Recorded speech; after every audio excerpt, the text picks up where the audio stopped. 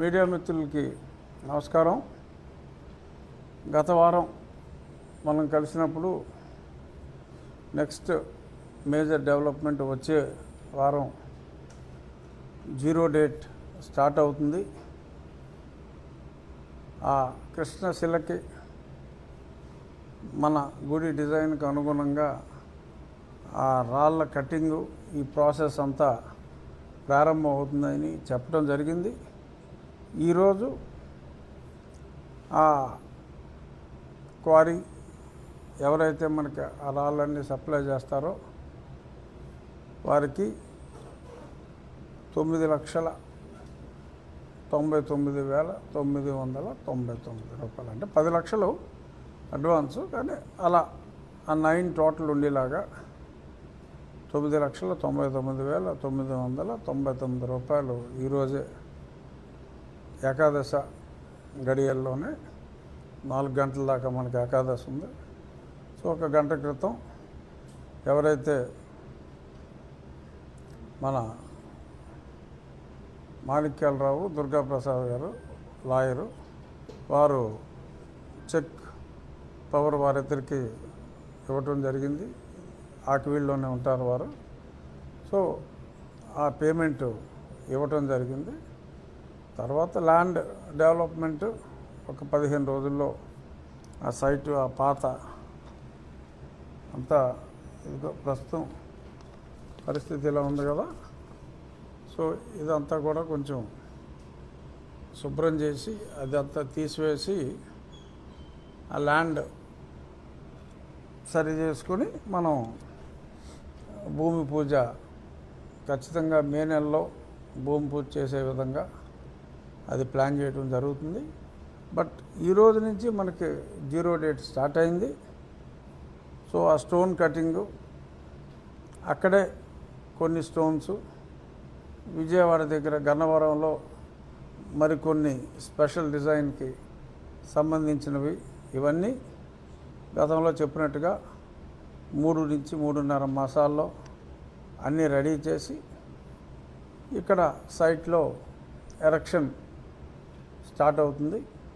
మిగిలిన గుడికి సంబంధించిన ఈ ధ్వజస్తంభం కావచ్చు, మంచి చక్కటి ఈ కాంపౌండు, ఇవన్నీ కూడా ప్యారలల్గా ఏ పనికి ఆ పని ఎప్పటికప్పుడు జరుగుతుంది.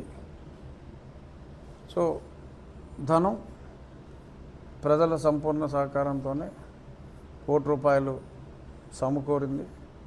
డబ్బుకి ఎటువంటి ఇబ్బంది లేదు. ఆర్డర్ ఇవ్వటం కూడా జరిగింది. డిజైన్స్ అన్నీ కూడా పూర్తిగా సంపూర్ణ స్థాయిలో శివనాగిరెడ్డి గారి నేతృత్వంలో రెడీ అయినాయి. సో ఎటువంటి ఆటంకాలు లేకుండా, ఎవరో మధ్యలో ఏవో చిన్న చిన్న ఆటంకాలు ఉంటాయి. ఎందుకంటే ఇప్పుడు ఎక్కడ దేవాలయం వచ్చినా సరే చాలా క్రిస్టియన్ సంఘాల వాళ్ళు అసలు దేవాలయం నిర్మాణం అసలు భారతదేశంలో దేవాలయాలే కట్టకూడదు అన్నట్టుగా చాలా ఉన్మాదంగా ప్రవర్తిస్తున్నారు. నేను ఇందాక ఒక వీడియో చూసా. ఎవడో some is not even a Dalit, ఎవరో బీసీ క్రిస్టియన్ను, అతడు ఏదో అరుస్తున్నాడు పిచ్చి కుక్క మాదిరి. ఏంటంటే ఈస్ట్ గోదావరి క్రిస్టియన్ జిల్లా, పశ్చిమ గోదావరి క్రిస్టియన్ జిల్లా, కృష్ణా జిల్లా అని ఏదో 5-6 జిల్లాలు ఆల్రెడీ కైవసం చేసుకున్నారట. అజయ్ ఎవడో ఏదో కైవసం చేసుకున్నారట. ఇంకేయో మిగిలిన జిల్లాలు చేసి రాష్ట్రాన్నే కైవసం చేసుకుంటామని చెప్పి ఏదో పిచ్చివాగుడు అతను వాగటం జరిగింది. సరే, అది పిచ్చివాగుడుగా మనం వదిలేయకూడదు. ఇటువంటి ఉన్మాదుల్ని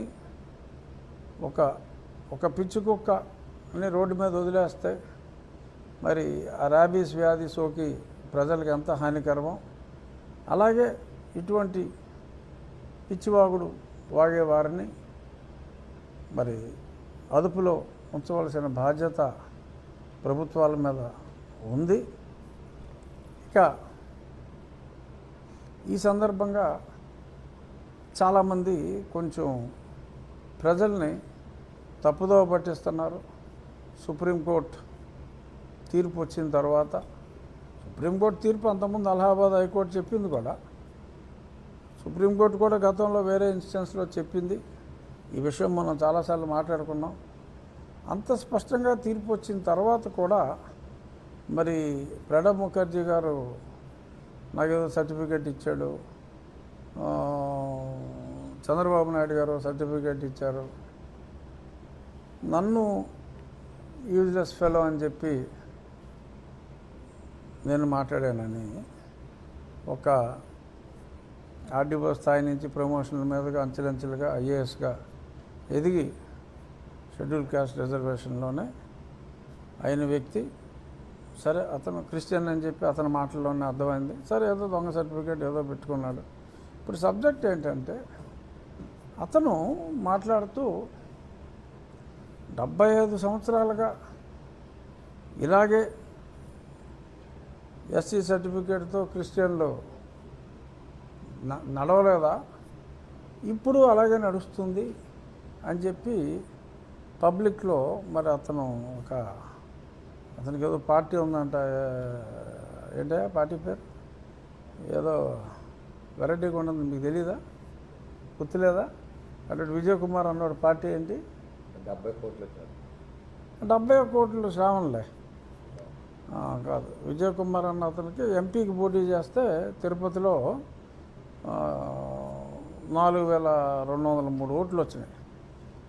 అతని కన్నా 4 ఇండిపెండెంట్లకి ఎక్కువ వచ్చినాయి, 4 ఇండిపెండెంట్లకి అతనికన్నా ఎక్కువ వచ్చినాయి. అతను పార్టీ, అతను పాదయాత్ర చేసిన ప్రతివాడు హీరో అయిపోడు కదా. లిబరేషన్ కాంగ్రెస్ అంటాయా అతని పార్టీ పేరు, లిబరేషన్ కాంగ్రెస్, అది. సో అతనికి వచ్చిన ఓట్లు అవి. సో అతను ఇలా ప్రజల్ని తప్పుదోవ పట్టించి దళిత సోదరుల్ని మిస్లీడ్ చేస్తున్నారు. సో ఈ రకంగా వ్యక్తులు రాజ్యాంగాన్ని it's an abuse, constitutional abuse చేస్తే దానికి శిక్షలు ఉన్నాయి. వక్రీకరించి రాజ్యాంగాన్ని చెప్పటం అనేది, పైగా ప్రణబ్ ముఖర్జీ గారి దగ్గర అవార్డు అందుకుని, చంద్రబాబు నాయుడు గారి దగ్గర అవార్డు అందుకుని, ఒక పార్టీని స్థాపించి